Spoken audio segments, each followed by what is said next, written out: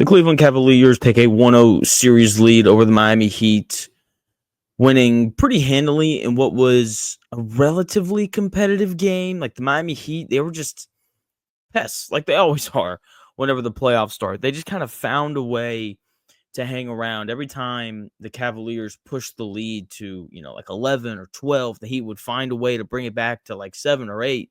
And they just kind of hovered around that deficit the entire game. Didn't matter how well the Cavaliers shot the ball, because the Miami Heat shot the ball just as well. Like this was a normal Miami Heat playoff game. Okay. They played really hard. They tried to rebound. Jared Allen and Evan Mobley being on the floor at the same time made that a little tough at moments, but they defended as best that they could. And like we've just seen the Miami Heat do this for the last 5 years. Like they continue to play with great effort on defense and in the rebounding area, just like they do in the regular season. And then the playoffs start, and all of a sudden their offense just boop, offense starts clicking. They start making shots that they didn't make all regular season.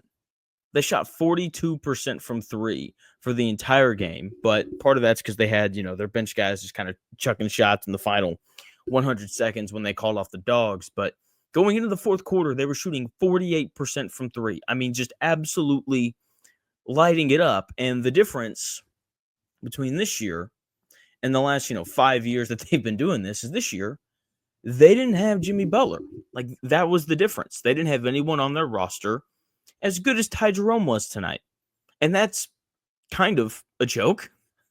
He was, a pretty solid, player for the first 3 quarters. It was a pretty normal Ty Jerome game, coming in off the bench, hitting some tough floaters, kind of running the offense while Garland was getting some rest. Like this is a guy who would be the starting point guard for a lot of other teams in the NBA. It's why he's potentially going to win 6th man of the year. I thought he should have won most improved player as well, or at least been a finalist for it, but I don't mind it. There were a lot of guys who seem to make jumps this year, so I'm not going to complain about it too much. But yeah, like he was so big for them.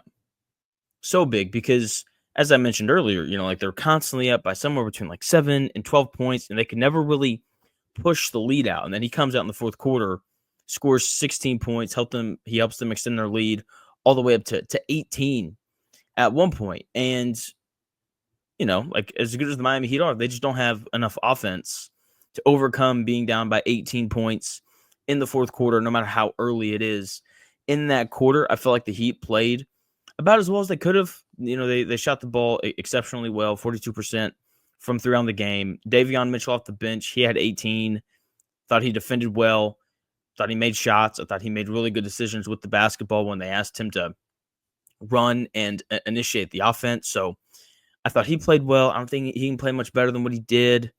Bam Adebayo and Tyler Hero, I felt like had pretty normal offensive games, both scoring in the 20s, both not super efficient, but still somewhat efficient given the shot selection. And they still lost by 19. And if you're a Miami Heat fan holding out as much hope as possible, you're probably looking at me yelling at the screen saying something like, well, Ty Jerome's not going to score 16 points in the fourth quarter again. Probably not. But DeAndre Hunter's also not going to lay a goose egg if he plays 16 minutes a game for the rest of the series, because that's what he did tonight. He didn't make a shot. He was 0 from the floor. Like I said, he laid a goose egg. That's not going to happen again either. Donovan Mitchell, he didn't shoot the ball very well from 3. He kind of found it a little later in the game, but I don't know how Miami's really going to pull a game off Cleveland. They're just too good offensively. I mean, Miami matched Cleveland's shooting tonight, which is really hard to do because the Cavaliers are the best 3-point shooting team in the NBA. They're the best offensive team in the NBA, period. And the Heat, numbers-wise, did a good job of matching the shots, but it didn't matter because they didn't defend well enough, which is a really weird thing to say about Miami. That's less of a knock on the Heat.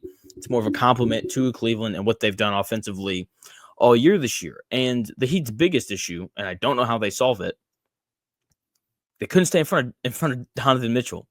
And while I'm perplexed as to how they solve it, Eric Spoelstra probably isn't. That guy's way smarter than me. He's probably the best coach in the NBA. But yeah, Donovan Mitchell, he got to the rim whenever he wanted. And he did something that I know older people slam the table asking stars to do all the time. He went to the rim when the jump shot wasn't falling early. And Donovan Mitchell's one of the best finishers in the NBA. We saw it tonight, finishing over dudes, around dudes. He had the fake dunk, scoop underneath, switch hands, finish with the left. What a finish there. That wasn't even the best play that a Cavalier made tonight. I thought that the chase down from Jared Allen, rejecting the Bam Adebayo breakaway dunk. I thought that was the best play of the night. To play that Jared Allen and only like 4 or 5 other guys in the league can make.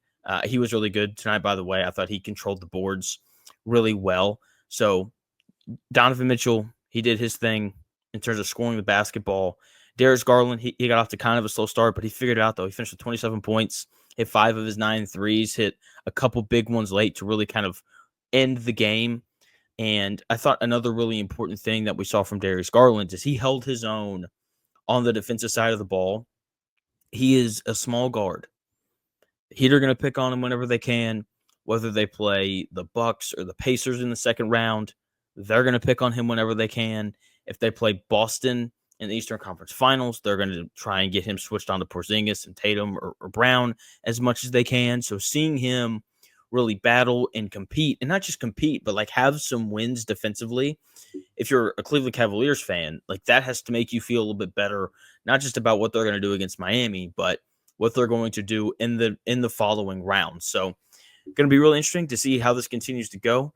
I have too much respect for Miami to say that they're going to get swept, but this feels like a series that's going to end rather quickly.